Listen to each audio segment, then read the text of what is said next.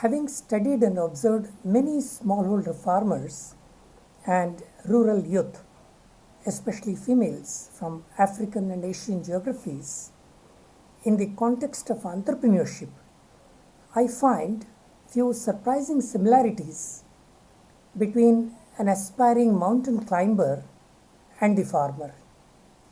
Let me elaborate on this metaphor to draw some insights about what constitutes effective entrepreneurship. A mountaineer aspiring to counter Mount Everest or any of one of the tallest peaks in the world has his or her goal firmly in sight. Exactly like a farmer who wants to have the great harvest in his or her field. The first obstacle the mountaineer faces is the possibility of unpredictable climate, sudden gush of hailstorm, avalanches, lack of oxygen, mountain sickness, physical injury, equipment and gear getting damaged, earthquake, so on and so forth. Likewise, the farmer has to deal with unforeseen and in many cases anticipated setbacks in the form of unpredictable weather, lack of good seeds and fertilizers, crop getting infested, lack of timely fund infusion from banks and financial microfinance institutions, so on and so forth.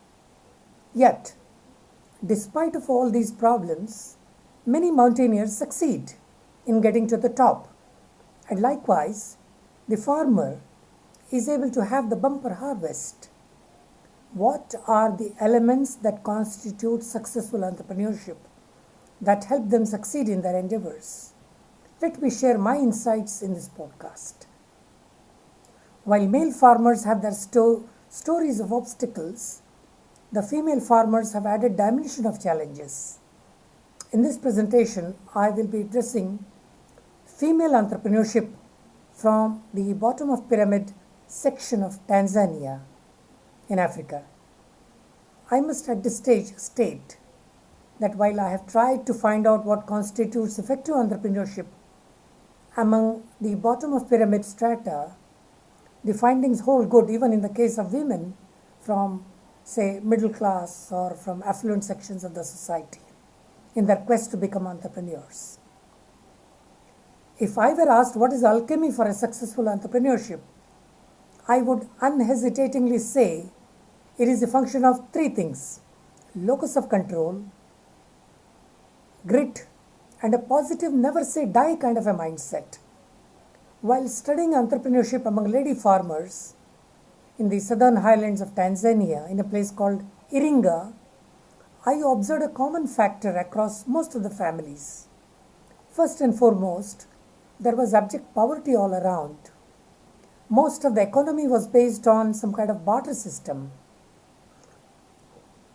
Men were usually given to excessive drinking and whiling their time doing precious nothing. And it was left to some very enterprising ladies to take charge. Let me briefly dwell upon the role of women in agriculture in Tanzania. Women play a central role in food production. Their activities determine the amount of food available for consumption in the home, and they provide 60 to 75, 80% of the labor required for farming activities, including weeding. They are thus the ones faced with the greatest burden in times of famine, drought, and other environmental crises. Agriculture policy stresses food production with the aim of achieving self-sufficiency. The determining factor in this respect is women. Of the total Tanzanian population, almost 80% live in rural areas, and 60% of these 80% who must ensure adequate food for their families, regardless of the type of land or quality of their farm implements. In their efforts, they experience numerous constraints, including poverty and ownership rights. Similarly, the transfer of land in an almost exclusively male individualized tenure system means that women cannot use such land to obtain credit. Furthermore, cash crops, which are controlled by men, take up more arable land compared with the food crops grown by the women. All these factors militate against action by women to solve problems affecting entrepreneurship. Despite these obstacles, I have observed women farmers succeed in creating a successful enterprise. It happens because of their firm belief in themselves to change their destiny and redesign their and their family's future. This is the locus of control that I was talking about. Our research had some interesting findings. The evidence from the findings in this study indicates that some of the characteristics are similar while some are different. Let me elaborate. Although men and women possess many of the same traits that are characteristics of entrepreneurship, there are other traits that affect a woman's inclination to become an entrepreneur. Our study indicated that control, inherited skills, destiny, competency and hard work, prediction and learning are major factors affecting a woman's entrepreneurial orientation. These findings suggest that internal locus of control is an important characteristic contributing to the making of entrepreneurs. I have mentioned destiny as one of the factors influencing the self-belief. Let me elaborate on this. We found that the inclination for the women entrepreneurs to have control over their destinies was not an internal characteristic. Other issues in women's environment can have an impact on our destiny. This finding suggests that some women perceive that they may not be able to overcome some of the barriers that exist in the business environment. They may be therefore more cautious or less willing to take risks. This cautiousness and not being reckless can be an asset in that it may result in stability in her entrepreneurial journey, in her entrepreneurial ventures. Moreover, many women look at entrepreneurial decisions from both business and a family perspective. Their destiny is not only based on their own personal motives, but must take into consideration the impact on the family. Because many women look at entrepreneurship not just as a business strategy, but also as a family strategy and a tool to create wealth, they consider many more issues than do men. Children, a relationship, or their extended family may be examples of matters that impact their entry into entrepreneurship and influences their decision making. This is a major issue and can become a key barrier to entrepreneurship.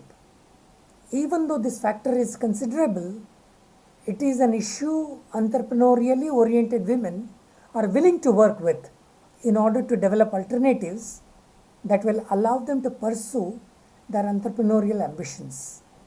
This is one major consideration that men have not always thoroughly considered as they ventured into the world of entrepreneurship. It is a distinguishing feature between men and women entrepreneurs in Africa. Let me now briefly turn to the second determining factor in entrepreneurship. Grit, or never say die attitude, is a critical determinant of entrepreneurship. As in mountain climbing in agriculture, which is fraught with many uncertainties and vagaries of nature, things may go wrong any time. All planning can fail. In Iringa, I observed that ladies who grow poultry farms had to face attacks on chicks from vultures and regular infections that can wipe away their entire poultry overnight.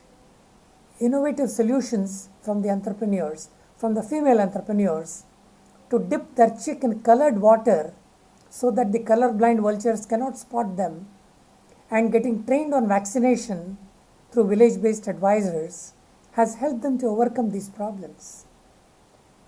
In entrepreneurship, grit is an outlier skill or attribute because it may just be the one skill without which failure is pretty much assured.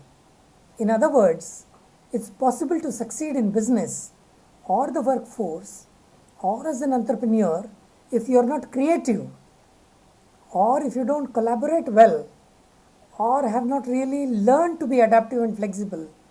All three are, let me emphasize, are important parts of an entrepreneurship mindset.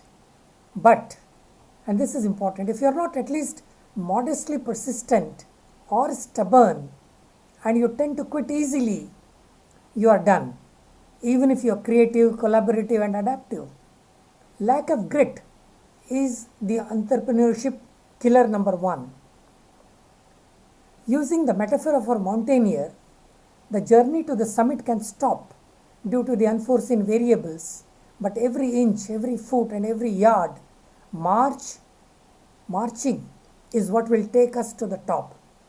In our psychometric profiling battery, we usually ask one question among many to the effect that in case of several failures, if given one more chance, would you do it all over again?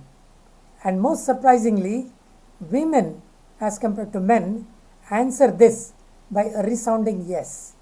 That is the never say die attitude, which is the defining watermark of Iringa lady farmer entrepreneurs. In conclusion, let me say that while these results and observations were in the context of Tanzanian female farmer entrepreneurs, the results obtained from other African geographies and from Bangladesh supports the conclusion that despite poverty and family responsibilities, the alchemy of self-belief, grit and optimistic view about redesigning their future is helping lift them from poverty and helping them to become great entrepreneurs. Thank you very much.